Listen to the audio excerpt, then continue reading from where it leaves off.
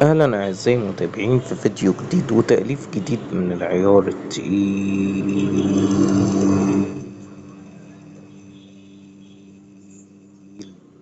جدا. تأليف جديد من العيار التقيل جدا يا أعزائي المتابعين، وحلقة رقم 28 من قصة الوحوش. كده فاضل حلقتين وتنتهي قصة الوحوش. الحلقة دي بصورها دلوقتي وهنزلها على القناة دلوقتي، وخلال ساعات هتنزل تأليف حلقة 29. أما بقى المفاجأة الكبيرة إن حلقة 30 إن شاء الله هتنزل على يوم الأحد أو يوم الاثنين. وطبعا يا زي المتابعين أنا عملت كده لأن الحلقة الأخيرة هي الحلقة النهائية اللي هنختم بيها قصة الوحوش اللي بدأنا تأليفها من رمضان.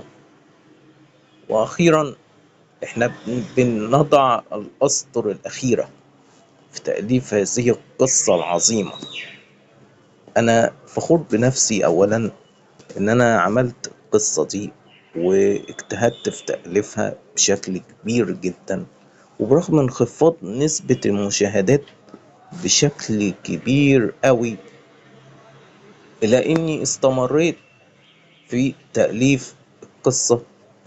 وبرغم الظروف وبرغم إن أنا نفسيتي مش أحسن حاجة، لكن أنا فضلت إني أكمل تأليف القصة دي علشان القصة دي تبقى للتاريخ، والناس بعد كده يتكلموا عني ويقولوا المؤلف ده كتب قصة ما فيش مؤلف في الدنيا يعرف يكتبها.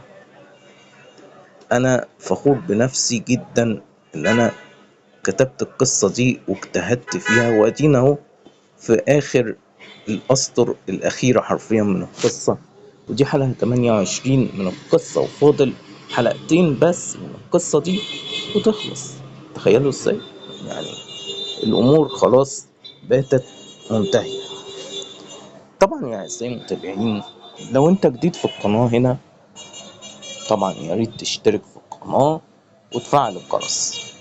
وطبعا يشرفني جدا جدا بعد دخولك في القناة والاشتراك فيها ان انت تجيب اهلك واصحابك.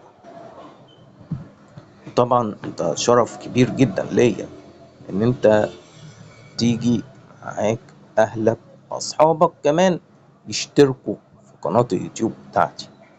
انا يا اعزائي المتابعين مبقولش لحد ما يدخلش قناتي. القناة معمولة للجميع ايا كنت انت، حتى مش من مصر زي، فده شرف كبير ليا برضو ان انت تدخل تشترك في القناة بتاعتي. القناة دلوقتي وصلت رقم جميل جدا من المشتركين. احنا دلوقتي بقينا عندنا 183 مشترك في القناة، ودي حاجة جميلة جدا. انا ما كنتش قادر اتخيل ان القناة في يوم من الايام هتوصل للرقم الصعب ده. وحرفيا انا يعني فخور جدا بالرقم ده. الرقم ده احنا عملناه بعد تعب وشقة كبير. احنا عملنا الرقم ده مش بالساهل، ولا كان من الامر السهل ان احنا نوصل للرقم ده في القناة. احنا بفضل الله بقينا عدد المشتركين عندنا 183 مشترك،